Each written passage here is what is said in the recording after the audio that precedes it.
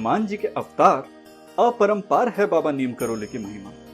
जाने बाबा के चमत्कार। बाबा नीम करोली या बाबा नीम करोरी से जुड़े रहस्य और उनके ऐसे चमत्कार जिन्होंने कईयों की दुनिया बदल कर रखी। बाबा नीम करोली कैंची धाम देवभूमि उत्तराखंड के नैनीताल अल्मोड़ा मार्ग पर बना एक छोटा सा आश्रम नीम करोली बाबा आश्रम के नाम से जाना जाता है। समुद्र तल से 1400 मीटर की ऊंचाई पर स्थित यह आश्रम एकदम शांत और साफ सुथरा है। हरियाली और सुकून वाली जगह पर बना यह आश्रम धर्मावलंबियों के बीच कैंची धाम के नाम से जाना जाता है। यह आश्रम बाबा नीम करोली महाराज के सम्मान में बनाया गया है। बाबा नीम करोली हिंदू आध्यात्मिक गुरु के रूप में पूजे जाने वाले और श्री राम का नाम जपने वाले बाबा थे। वहीं कई लोग इन्हें हनुमान जी का अवतार भी मानते हैं। बाबा नीम करोली या नीम करोरी को 20वीं सदी के महान संतों में माना जाता है, जिन्होंने नैनीताल भुवाली से 7 किलोमीटर दूर कैंची धाम आश्रम की स्थापना सन 1964 में की थी। वे यहाँ पहली बार सन 1961 में पहुंचे थे और यहाँ उन्होंने एक मित्र पूर्णानंद के साथ आश्रम बनाने का विचार किया था। बाबा नीम करोली के सिर्फ उत्तराखंड में ही नहीं बल्कि विदेशों में भी इनके चमत्कारों की चर्चा होती है।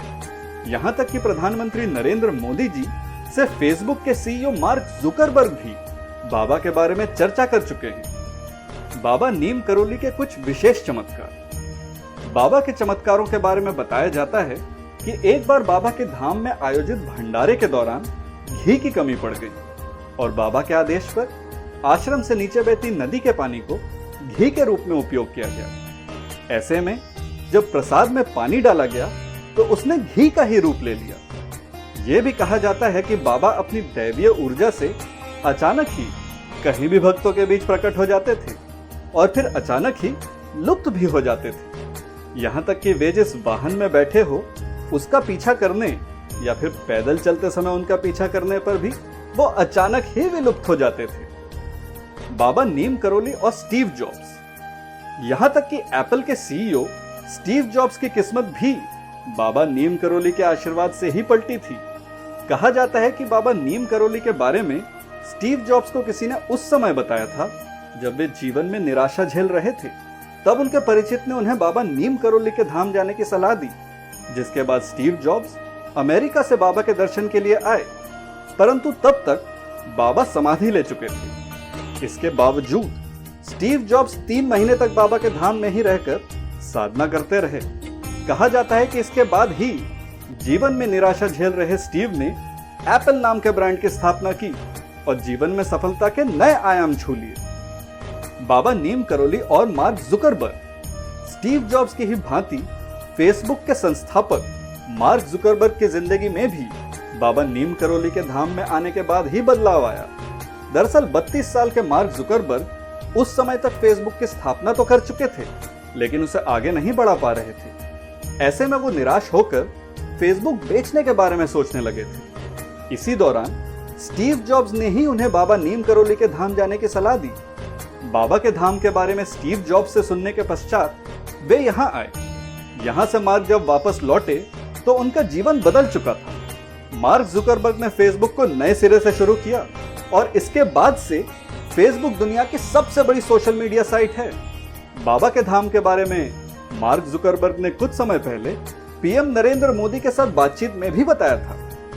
बाबा नीम करोली विशेष। कहा जाता है कि बाबा नीम करोली महाराज के पिता का नाम श्री दुर्गा प्रसाद शर्मा था। उनकी प्रारंभिक शिक्षा अकबरपुर के किरहिनंग गांव में हुई थी और उनका नाम लक्ष्मी नारायण शर्मा था। उनका 11 वर्ष की उम्र में ही विवाह हो गया था। इसके बाद बाबा जी ने जल्दी ही घर छोड़ दिया और करीब 10 वर्षों तक घर से दूर रहे। ऐसे में एक दिन अचानक उनके पिता उनसे मिलने पहुंचे और गृहस्थ जीवन का पालन करने को कहा। पिता के आदेश को मानते हुए नीम करोली बाबा घर वापस लौट आए और दोबारा गृहस्थ जीवन शुरू कर दिया। वह गृहस्थ जीवन के साथ साथ धार्मिक और सामाजिक कामों में भी सहायता करते थे। गृहस्थ जीवन के दौरान उन्हें 2 बेटे और एक बेटी हुई, लेकिन कुछ समय बाद पुनः उनका घर गृहस्थी में मन लगना बंद हो गया, जिसके बाद 1958 के आसपास उन्होंने फिर से घर त्याग कर दिया। इसके बाद बाबा नीम करोली जी अलग अलग जगहों में घूमने लगे। इसी भ्रमण के दौरान उनको लक्ष्मण दास, हाड़ी वाला बाबा, तिकोनिया वाला बाबा आदि नामों से जाना जाने लगा। बाबा जी के संबंध में कहा जाता है कि उन्हें मात्र 17 वर्ष की आयु में ज्ञान प्राप्त हो गया था। गुजरात के बवानिया मोरबी में नीम करोली बाबा ने साधना की और वे वहां तलैया वाले बाबा के नाम से मशहूर हो गए। वृंदावन में यही महाराज जी चमत्कारी बाबा के नाम से भी जाने गए। बाबा नीम करोली जी ने कब ली थी समाधि? बाबा नीम करोली की समाधि वृंदावन में तो है ही, पर कैंची, नीम करोली, वीरापुरम यानी कि चेन्नई और लखनऊ में भी उनके अस्थि कलशों को भू समाधि दी गई। उनके लाखों देशी और विदेशी भक्त हर दिन यहाँ बने उनके मंदिरों और उनके समाधि स्थलों पर जाकर बाबा का अदृश्य आशीर्वाद ग्रहण करते हैं। दरअसल बाबा का 1973 में निधन हो गया था, लेकिन आश्रम में अब भी विदेशी आते रहते हैं। यह आश्रम फिलहाल एक ट्रस्ट चलाता है।